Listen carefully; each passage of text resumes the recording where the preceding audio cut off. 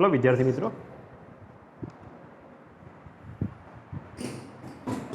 Shrimati G B Pawaya and Shrimati P S Pawaya science college Palampur में BSc same 1 विद्यार्थीओ माटे आजनु फिजिक्सनु lecture एमां सौ प्रथम आपणे बधाने वेलकम कहीए छीए कि नवा वर्षनी अंदर तमे लोको ने अहीं आगळ कॉलेजनी अंदर लेक्चरनी शरूआत करीए छीए पण आपणे ऑनलाइन लेक्चर लेवाना छे संजोगोने ध्यानमां राखता। तो अहीं आगळ मारू नाम है दैनिक देसाई, जे तमारे फिजिक्सनी अंदर बे सर आवशे, एक हूँ छूँ एक बीजा सर है। तो टोटल तमारे अहीं आगळ 4 यूनिट हशे। ए 4 यूनिट प्रमाणे तमारे अर्धा यूनिट आपणे लेक्चरोना वेचेला छे। तो ये प्रमाणे आपणे अहीं आगळ तमारे लेक्चरनी शरूआत करता पहला आपणे थोड़ी घणी आ लेक्चरमां इंट्रोडक्शननी माहिती लईशुं कि फिजिक्सनी अंदर तमारे शुं आवशे, कई रीतनुं आवशे। फिजिक्सनी अंदर जे विद्यार्थीओ आवेला छे ए विद्यार्थीओ माटे सौ प्रथम आपणे सिलेबसनी पहला वात करवानी छे।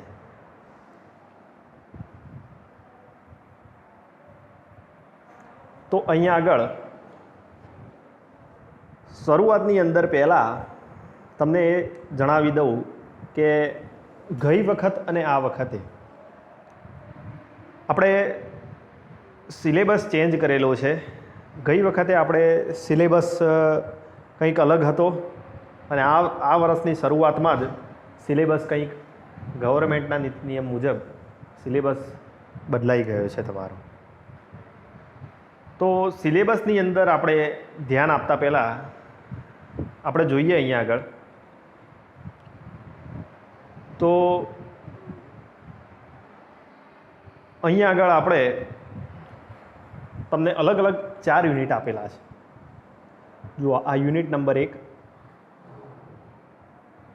યુનિટ નંબર 2, યુનિટ નંબર 3 અને યુનિટ નંબર 4। આપણું જે આ ફિઝિક્સનું પેપર હશે એને તમારે આ રીતે પેપર નામ આપવામાં આવે છે। CCPHY 101 એ તમારા પેપરનું નામ છે। જેમ તમે SYમાં આવશો એમ તમારે પેપરનું નામ થશે 201, અહીંયા 101 છે। પછી એ સેમ 2માં આવ્યા એટલે 201 થયું। પછી તમે ધારો કે સેમ 3માં આવો છો તો 301 302 આવશે। સેમ 4માં આવશો તો 401 402 આવશે। સેમ 5માં આવશે એટલે 501 502 આવશે। અને સેમ 6માં આવશે એટલે 601 602 603 604 એમ 4 પેપર આવશે।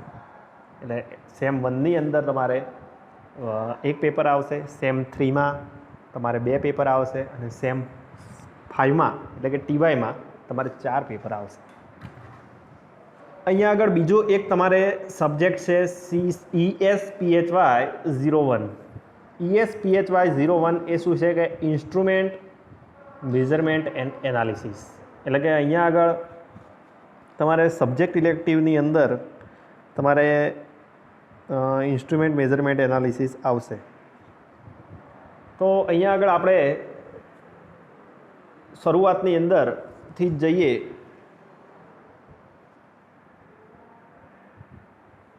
તો શરૂઆતમાં યુનિટ નંબર 1 છે। તો યુનિટ નંબર 1ની અંદર આપણે જે ચેપ્ટર આવશે એ શું છે? Vector algebra and vector analysis. વિદ્યાર્થી મિત્રો, vector algebra and vector analysis આ જે ચેપ્ટરની માહિતી છે આપણે કોલેજ લાઈફની અંદર આપણે રેફરન્સ બુક દ્વારા આનું મટીરિયલ બનાવવું પડે છે।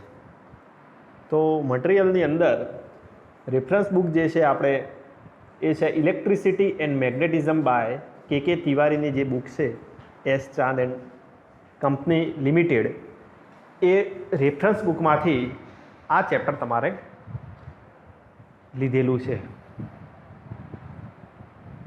તો તમે જે વખતે સ્કૂલ લાઈફમાં જે ભણતા, સ્કૂલની અંદર કેવું હતું કે તમારે એક બુક ફિક્સ હોય છે અને ફિક્સ બુકમાંથી તમારે થિયરી પૂછાય, ઇક્વેશન પૂછાય, પછી MCQ પૂછાય, કોઈ બી ખાલી જગ્યા હોય તો પૂછાય. કોલેજની અંદર તમારે જે તમારે આવશે એ બધું રેફરન્સમાંથી આવશે. એટલે ધારો કે આ ઇક્વેશન છે એનો આગળનો ટોપિક કોઈ બીજી રેફરન્સમાં હશે, એટલે રેફરન્સના આગળના ટોપિકમાં હશે, તો તમે બુક તમને જે આપવામાં આવેલી હશે એ બુકની અંદર એનો ટોપિક તમને જોવા મળશે નહીં. એટલા માટે તમે પહેલેથી જો રેફરન્સનો ઉપયોગ કરતા હોય તો ખૂબ સારું. તો અહીંયા આગળ એનો આઉટકમ્સ જોઈએ આપણે યુનિટના પ્રમાણે, એનો આઉટકમ્સ આપણે જોતા રહેશું. તો આના અંદર આપણે શું જોવાનું છે આપણે જોઈએ તો શું કહે છે કે recall the principles and basic equation and apply them to solve problems to understand the concept and significance of scalar and vector field. પછી કહે છે કે learn operations with operator delta, learn about Gauss divergence theorem, Stokes theorem and derivation of Green's theorem. આ થિયરમનો તમારે ઉપયોગ કરવાનો છે, એ બધી આપણે માહિતી લેવાની છે. તો પહેલા નંબરમાં છે recall the principle, basic equation અને apply them to solve problem. હવે વેક્ટર અને સ્કેલર એટલે સદિશ અને અદિશ રાશિ જે છે, એટલે કે અહીંયા આગળ તમારે ખાલી સદિશ રાશિનો જ વિચાર કરવાનો છે. તો સદિશ રાશિ શું છે એનું એનાલિસિસ કરવાનું છે, એના પ્રિન્સિપલ શું છે, એના ઇક્વેશન શું છે, અને આપણે એને એપ્લાય કરી અને એના પ્રોબ્લેમ સોલ્વ કરવાના છે. ત્યારબાદ એના કોન્સેપ્ટ સમજવાના છે, પછી સ્કેલર અને વેક્ટરના ક્ષેત્રો સમજવાના છે. ત્યારબાદ એનો ડેલ્ટા ઓપરેટર જે છે એ ડેલ્ટા ક્રોસ પ્રોડક્ટમાં લઈએ, ડોટ પ્રોડક્ટમાં લઈએ તો શું થાય છે એ બધી માહિતી આપણે લેવાની છે એમાં. પછી એનું ભૌમિતિક અર્થઘટન કરીશું, બરાબર. તો પછી 3 સદિશોનો અદિશ ગુણાકાર, પછી આપણે કાર્ટેશિયન યામ પદ્ધતિમાં સદિશોનું વિકલન સ્વરૂપ આપણે જોઈશું, બરાબર. સદિશ ક્ષેત્રોની પણ આપણે વાત કરી, બરાબર. પછી એના ફ્લક્સ શું છે, ફ્લક્સ રાશિ તમે જાણો છો. ફ્લક્સ એટલે કે એકમ ક્ષેત્રફળ દીઠ પસાર થતી ક્ષેત્ર રેખાઓની સંખ્યા, એને આપણે ફ્લક્સ કહીએ છીએ. પછી એનો સંકલન આપણે જોઈશું. પછી ગોસનો ડાયવર્જન્સનો પ્રમેય આપણે જોવાની વાત કરી. પછી સ્ટોક્સ થિયરમ આપણે જોવાની છે, ગ્રીન્સ થિયરમની વાત આપણે કરવાની છે, બરાબર છે. પછી અહીંયા આગળ જોઈએ કે આપણે બીજા નંબરનું જે ચેપ્ટર છે એ છે સિમ્પલ હાર્મોનિક મોશન. તો સરળ આવર્ત ગતિ એનું ચેપ્ટર આપણે જોવાનું છે. તો એના અંદર આપણે આઉટકમ્સ જોઈએ તો એમાં છે understand the concept of simple harmonic motion. એટલે આપણે એના સરળ આવર્ત ગતિના આપણે એનો કોન્સેપ્ટ સમજશું પહેલાં, સિમ્પલ હાર્મોનિક. પછી ઓક્સિલેશન એન્ડ કોમ્બિનેશન આપણે સમજવાનું છે. પછી understand the concept of damped oscillation and force oscillation and its application. એટલે આપણે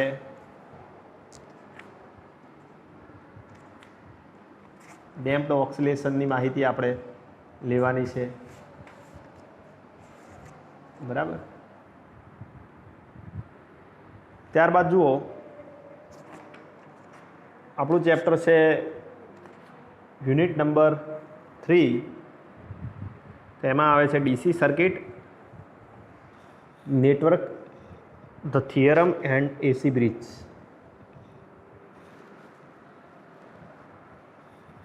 તો અહીંયા આગળ એના અંદર આપણે શું જોવાનું છે તો learn and recall the basic concept of circuits and its functioning. એટલે આપણે બેઝિક કોન્સેપ્ટ જોવાનો છે સર્કિટનો અને એનું ફંક્શનિંગ જોવાનું છે. પછી learn network theorem and recall the basic concept and principal the network analysis. એટલે આપણે નેટવર્ક થિયરમ આપણે એના પછી જોવાની છે કે નેટવર્ક થિયરમમાં શું શું આવે. હવે આ જે તમારો ટોપિક છે ડીસી પરિપથોવાળો અને રેક્ટિફાયરવાળો, એ બંને ટોપિક મારે જ લેવાના છે, બરાબર છે. એટલે આના વિશે તમને માહિતી હવે આગળ આપું હું તમને. એના પછી પહેલાં આના પછીનો આપણે જોઈએ કે આપણે apply the theorem, construct and solve the electric circuit આપણે જોવાની છે, બરાબર. ત્યારબાદ તમારે આના પહેલાં તમારે એક ચેપ્ટર આવતું થર્મોડાયનેમિક્સ. તો થર્મોડાયનેમિક્સ જે જૂના સિલેબસનું હતું એ તમારે અહીંયા આગળ કેન્સલ થાય છે.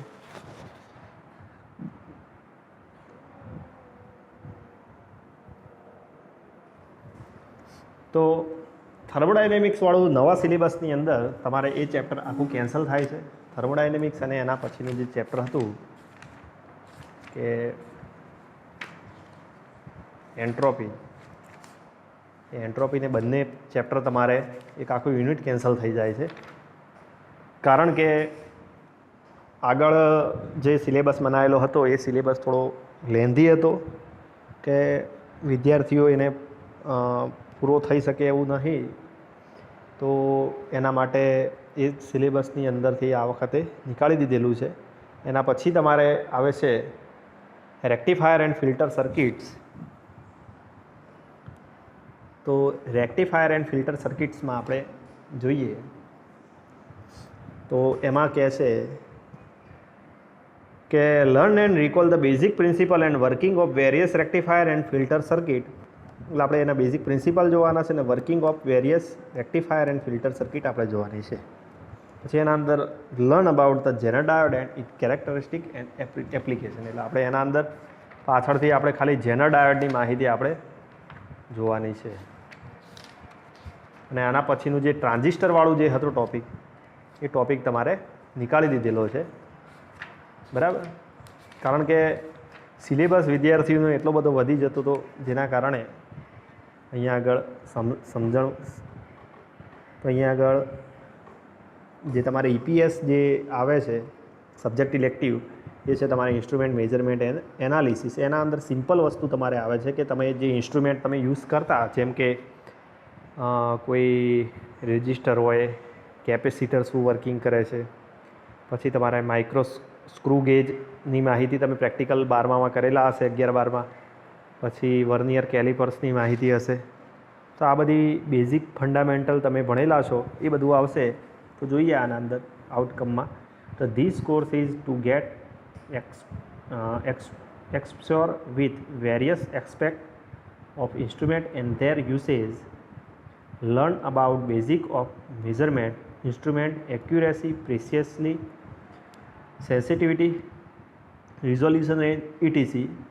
Error in the measurement, આપણે એરર મેઝરમેન્ટમાં શું ક્ષતિ તમને જોવા મળે છે.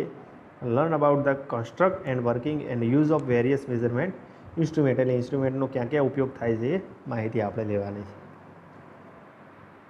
તો અહીંયા આગળ વિદ્યાર્થી મિત્રો આપણે શરૂઆત કરીએ ડીસી સર્કિટ પરિપથોની અંદર. તો અહીંયા આગળ આપણે એક બ્લેન્ક પેજ લઈ તમને થોડી માહિતી આપી દઉં. હવે ડીસી સર્કિટ પરિપથમાં ડીસી પરિપથ આ તમારું શું થઈ ગયું? હવે યુનિટ નંબર 2 થઈ ગયો. તો યુનિટ નંબર 2ની અંદર ડીસી પરિપથમાં તમે LCR પરિપથ તમે ભણેલા છો.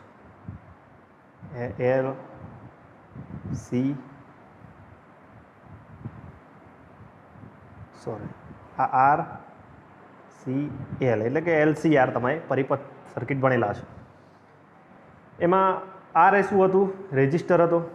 C એ કેપેસિટર હતો ને એટલે કે ઇન્ડક્ટર હતો. ત્રણેય વસ્તુ તમે જાણો છો કે R એ શું છે? તો રેજિસ્ટરનું કામ શું હોય? તો પ્રવાહને અમુક હદ સુધી એને રોકી રાખવો. એટલે પૂરેપૂરો રોકી નાખવો એવું નથી, પણ આના અંદર આપણે નક્કી કરેલો જ પ્રવાહ આના અંદરથી પસાર થાય એને આપણે કહીએ છીએ રેઝિસ્ટર. સી છે કેપેસિટર. કેપેસિટરનું કામ શું છે? તો ચાર્જ પસાર થવા દેવાનો છે. તો અહીંયા આગળ એસી કરંટ પસાર થશે, ફક્ત ડીસી પસાર થશે નહીં. કેપેસિટરનું કામ શું છે? એ ફક્ત એસીને જ પસાર થવા દેશે, ડીસીને પસાર થવા દેશે નહીં. અને આ ઇન્ડક્ટર જે છે એ ઇન્ડક્ટરનું કામ એ એસી કરંટને રોકી રાખવાનું છે. તો એ એસી કરંટને રોકી રાખશે, આ ડીસી કરંટને રોકી રાખશે. તો અહીંયા આગળ જોઈએ આપણે તો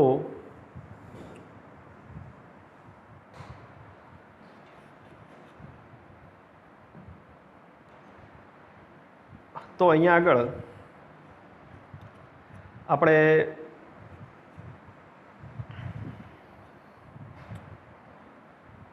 ડીસી અને એસી બંને વચ્ચેનો ડિફરન્સ જોઈએ. What is the difference between DC and AC? તો ડીસી એટલે કે ડાયરેક્ટ કરંટ કહેવાય છે, એસી એટલે ઓલ્ટરનેટિંગ કરંટ. અહીંયા આગળ આપણે નિશાનીથી બતાવીએ તો એનો ગ્રાફ જે બનશે ડાયરેક્ટનો આવો બનશે. આ ડાયરેક્ટ કરંટ છે ડીસી. અને એસી કેવું હશે? તો એનું આવું હશે. આ છે એસી કરંટ. તો અહીંયા આગળ